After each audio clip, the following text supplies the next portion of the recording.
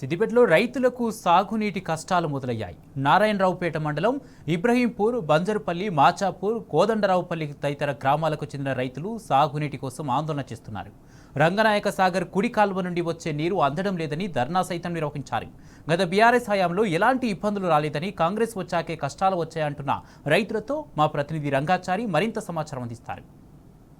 కాలం ఇంకా పూర్తి స్థాయిలో ప్రారంభం కాకముందే చివరి ఆయకట్టు భూముల రైతులకు తీవ్రమైనటువంటి కష్టాలు ఎదురవుతున్నాయి. ముఖ్యంగా ఇటు సిద్దిపేట రూరల్ మండలము, అట్లా నారాయణరావుపేట మండలానికి సంబంధించిన రైతులకు తీవ్రమైనటువంటి ఇబ్బందులు ఎదురవుతున్నాయి. ముఖ్యంగా రంగనాయక సాగర్ కుడి కాలువ నుంచి విడుదల చేస్తున్నటువంటి నీళ్లు ఈ చివరి ఆయకట్టు గ్రామాలైనటువంటి బంజరుపల్లి, మాచాపూరు, కోదండరావుపల్లి, అట్లాగే ఇబ్రహీంపూరు తదితర గ్రామాలకు సంబంధించిన రైతులకు సరైన పద్ధతిలో నీళ్లు అందకపోవడం ఫలితంగా ఇప్పటికే పంటలు ఎండిపోతున్నటువంటి పరిస్థితి కనిపిస్తుంది.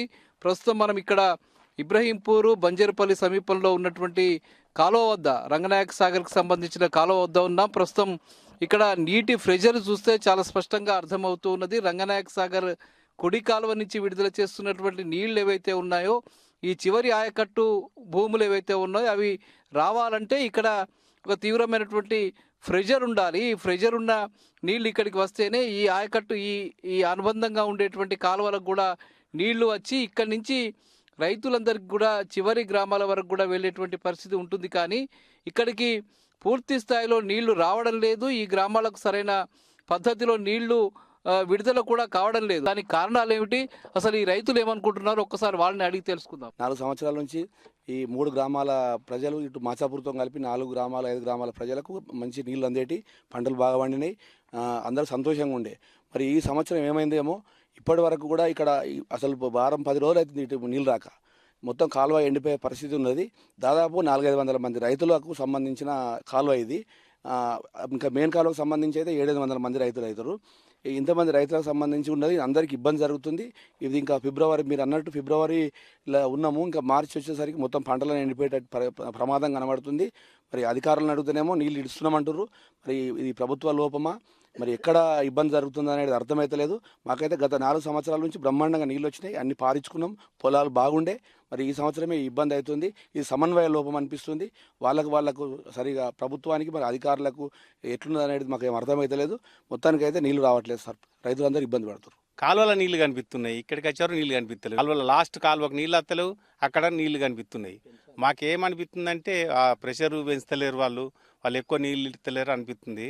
వాళ్ళకి ఏమన్నా ప్రభుత్వం నుంచి ఆదేశాలు ఇట్లా ఉన్నాయనిపిస్తుంది. కాలువలలో నీళ్లు కనిపించాలి, మనకు ఎండిపోనట్టుగా ఉండాలి, చెరువుల నీళ్లు ఉండాలి ఎప్పటికీ, అంతేగాని రైతులకు నీళ్లు పోవద్దని ఇట్లా ఆదేశాలు గిట్ల ఉన్నాయేమని అనుమానం వస్తుంది సార్. రంగనాయకుల సాగర్ నిర్మాణం అప్పటి నుండి మా గ్రామాలు బంజేరుపల్లి, ఇబ్రాహీంపూర్, కోదండరపల్లి, మాచాపూర్ గ్రామాలకు ప్రతి పంటకు పుష్కలంగా సరిపోయని వాటర్ వచ్చి రైతులు సంతోషంగా పంటలు పండించుకున్న సందర్భాలు చూసినాం. కాంగ్రెస్ ప్రభుత్వం వచ్చిన పోయిన ఈ సీజన్లో కూడా ఇదే పరిస్థితి ఉంటే మా రైతులందరూ కష్టపడి రాత్రింబావులు గేట్ల వద్ద కావలి వండి నీళ్లు తెచ్చుకుంటే తప్ప నీళ్ళు వచ్చే పరిస్థితి లేదు. మాకున్న సమాచారం ఏంటంటే అధికారులకు ఉన్న నీళ్ళే ఉన్నాయా, వాటినే ఈ సీజన్ అయిపోయే వరకు సరిపెట్టాలని తప్ప మళ్ళీ పంపులు చాలా పరిస్థితి లేదని చెప్పి అధికారులకు ఆదేశాలు ఉందని మాకు తెలుస్తుంది. రైతులను ఆదుకునే ప్రభుత్వాలను చూసినాం తప్ప రైతులను ఇబ్బంది పెట్టే ప్రభుత్వాన్ని ఇప్పుడే చూస్తున్నాం. ఎంత తిరిగినా కానీ ఒక్క సుక్క నీరు వస్తలేదు.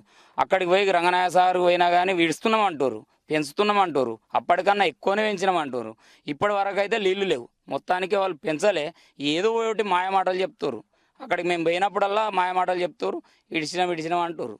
ఇక్కడికి వచ్చి చూస్తే సుక్కలు లేవు. 21 రోజు అవుతుంది మా 4 గ్రామాలకు నీళ్ళే లేవు. గవర్నమెంట్ వచ్చి నుంచే ఇట్లా అవుతుంది. ఈ పోయిన గవర్నమెంట్ 4 సంవత్సరాలు మంచిగా వచ్చినాయి సార్. మాకు నీళ్ళు ఈసారి వత్తలేవు, మొత్తం నీళ్ళు మాకు రాక 21 రోజే సార్. మొత్తం అటు సైడ్ పోతున్నాయి, ఏమవుతున్నావు నీళ్ళు వత్తలేవు. నీళ్ళు మొత్తం ఎండిపోయినాయి.